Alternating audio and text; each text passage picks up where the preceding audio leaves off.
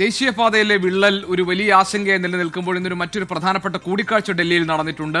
കേന്ദ്ര ഉപരിതല ഗതാഗത മന്ത്രി നിതിൻ ഗഡ്കരിയുമായി മുഖ്യമന്ത്രി പിണറായി വിജയൻ സംസാരിച്ചതാണ്. അതിനുശേഷം ആ കൂടിക്കാഴ്ചയ്ക്ക് ശേഷം ഇപ്പോൾ പൊതുമരാമത്ത് മന്ത്രി മുഹമ്മദ് റിയാസ് മാധ്യമങ്ങളെ കാണുകയാണ്. അതിലേക്ക് ഒരു നിലയിലും സന്ധി ചെയ്യരുത് എന്നുള്ള നേരത്തെ തന്നെ കേരളം അറിയിച്ച അഭിപ്രായം പൂർണ്ണമായും ശരിവെക്കുന്ന നിലയിലേക്കുള്ള നിലപാടാണ് കേന്ദ്രമന്ത്രി ശ്രീ നിതിൻ ഗഡ്കരിയുടെ ഭാഗത്തു നിന്നുണ്ടായിട്ടുള്ളത്.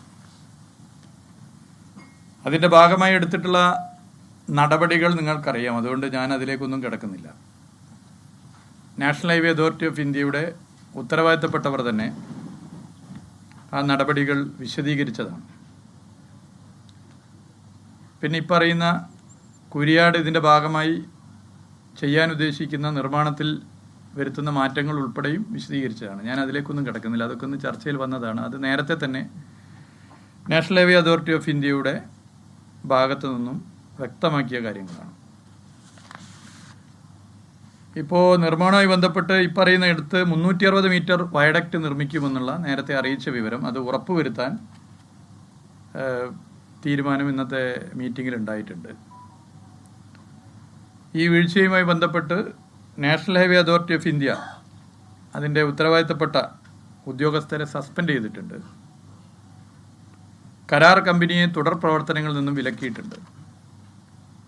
മറ്റെന്തെങ്കിലും തെറ്റായ പ്രവണതകൾ ഇതിൻ്റെ ഭാഗമായിട്ടുണ്ടെങ്കിൽ ഒരു തരത്തിലും അതിനോട് സന്ധി ചെയ്യരുത് എന്ന സംസ്ഥാന സർക്കാരിൻ്റെ നിലപാട് ശരിവെച്ചുകൊണ്ട് മറ്റു കാര്യങ്ങൾ പരിശോധിക്കുമെന്നും ബഹുമാനപ്പെട്ട മന്ത്രി അറിയിച്ചിട്ടുണ്ട്. മലപ്പുറം ജില്ലയിലെ കുരിയാട് മാത്രമല്ല മറ്റ് ചില ഇടങ്ങളിലും ചില വിള്ളലുകളും ചില പ്രശ്നങ്ങളും ഉള്ള കാര്യം ഫോട്ടോ വീഡിയോ സഹിതം സംസ്ഥാന സർക്കാർ നേരത്തെ തന്നെ ശ്രദ്ധപ്പെടുത്തിയതാണ്. അത് ഇന്നത്തെ മീറ്റിങ്ങിലും ആ നിലയിൽ തന്നെ അക്കാര്യങ്ങൾ ചർച്ച ചെയ്തു. അവിടങ്ങളിലും നിർമ്മാണത്തിൻ്റെ കാര്യത്തിൽ എങ്ങനെയൊക്കെ ഇടപെടാം എന്നുള്ളത് കൃത്യമായി വിശദീകരിച്ചുകൊണ്ടാണ് മന്ത്രി പോയിട്ടുള്ളത്. എല്ലാ നിലയിലും നിർമ്മാണത്തിൽ ഒരു തരത്തിലുള്ള അപാകതയും ഉണ്ടാകാതിരിക്കാൻ പ്രത്യേകം ശ്രദ്ധിച്ച് ഇടപെടുമെന്ന് കേന്ദ്രമന്ത്രി ശ്രീ നിതിൻ ഗഡ്കരി മുഖ്യമന്ത്രിക്ക് ഉറപ്പ് നൽകുകയും ചെയ്തിട്ടുണ്ട്.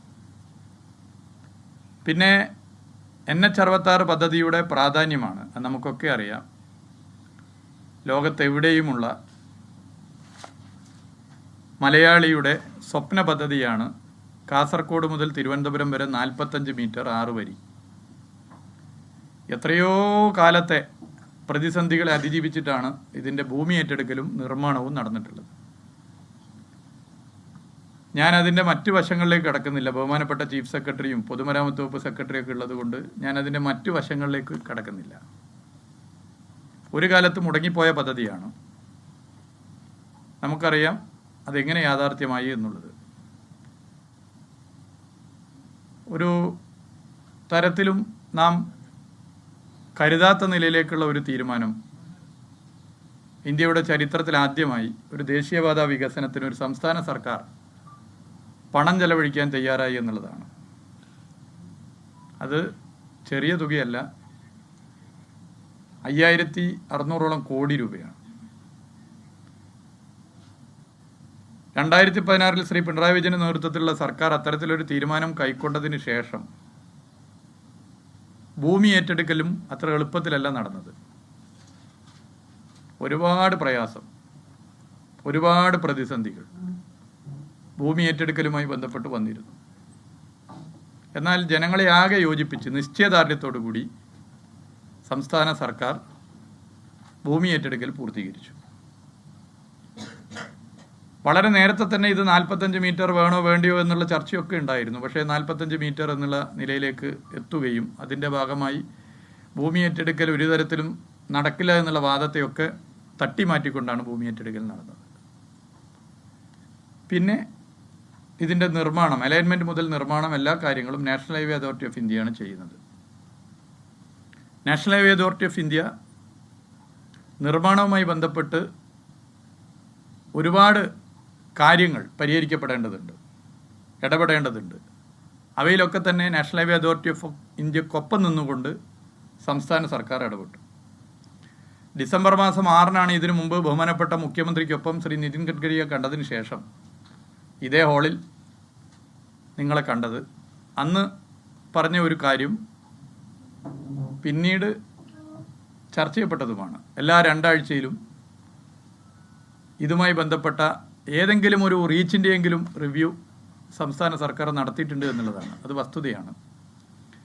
മുഖ്യമന്ത്രി തന്നെ ഇടയ്ക്കിടെ ഇതുമായി ബന്ധപ്പെട്ട് വിവിധ വകുപ്പുകളെ ഏകോപിച്ച് ഇടപെട്ടിട്ടുണ്ട് എന്നുള്ളതും ഇവിടെ അന്ന് ചൂണ്ടിക്കാട്ടിയിരുന്നു. അതും ഒരു യാഥാർത്ഥ്യമാണ്. അത്തരം ഇടപെടലുകൾ നടത്തിയതിൻ്റെ ഭാഗമായിട്ട് കൂടിയാണ് യൂട്ടിലിറ്റി ഷിഫ്റ്റിംഗ് ഉൾപ്പെടെയുള്ള പല പ്രശ്നങ്ങൾക്കും പരിഹാരം കാണാൻ സാധിച്ചത്. അത്തരം ഇടപെടലുകൾ ഇനിയും തുടരും എന്നുള്ളത് പ്രത്യേകം ഇവിടെ അറിയിക്കാൻ ഞാൻ ആഗ്രഹിക്കുന്നു. സമയബന്ധിതമായി ഇതിൻ്റെ പ്രവൃത്തി പൂർത്തീകരിക്കുക എന്നുള്ളതാണ്. അതായത് തിരക്ക് പിടിച്ച് ജഗവയാക്കി പ്രവൃത്തി നടത്തി പൂർത്തീകരിക്കലല്ല, സമയബന്ധിതമായി. ഇപ്പോൾ തന്നെ അത് വൈകിയിരിക്കുകയാണ്. സമയബന്ധിതമായി ഇതിൻ്റെ പ്രവൃത്തി പൂർത്തീകരിക്കുക എന്നുള്ളതാണ് നാടാകെ ആഗ്രഹിക്കുന്നത്, എല്ലാ മനുഷ്യരും ആഗ്രഹിക്കുന്നത് അതാണ്. 2025 ഡിസംബർ മാസം കാസർഗോഡ് മുതൽ തിരുവനന്തപുരം വരെയുള്ള NH 66 പ്രവൃത്തി പൂർത്തീകരിക്കാനാകുമെന്നുള്ള അഭിപ്രായം തന്നെയാണ് കേന്ദ്രമന്ത്രി ശ്രീ നിതിൻ ഗഡ്കരി പൊതുവെ പറഞ്ഞിട്ടുള്ളത്. എവിടെയെങ്കിലും ഇതിൻ്റെ പ്രവർത്തനവുമായി ബന്ധപ്പെട്ട് മറ്റ് കാര്യങ്ങളുണ്ടെങ്കിൽ അത് ആ നിലയിൽ തന്നെ പരിശോധിച്ച് മുന്നോട്ട് പോകാവുന്നതാണ്. എന്തായാലും ഈ പദ്ധതി മുടങ്ങില്ല. ഈ പദ്ധതി 2026 പുതുവത്സര സമ്മാനമായി നാടിന് സമർപ്പിക്കാനാകും എന്ന് തന്നെയാണ് പൊതുവെ നിലവിൽ കേന്ദ്ര സർക്കാർ പറഞ്ഞിട്ടുള്ളത്. ചില റീച്ചുകളിൽ ചില പ്രശ്നങ്ങളുണ്ട് എന്നല്ലാതെ പൊതുവെ ഇതിൻ്റെ പ്രവൃത്തി എല്ലായിടത്തും നല്ല നിലയിലാണ് നടക്കുന്നത്. അത് നല്ല നിലയിൽ തന്നെ പൂർത്തീകരിച്ച് പോകാനാകും. അതിനുവേണ്ട എല്ലാ സഹായവും സംസ്ഥാന സർക്കാർ നിലവിൽ ചെയ്തതുപോലെ തന്നെ തുടർന്നും ചെയ്യുന്നതായിരിക്കും.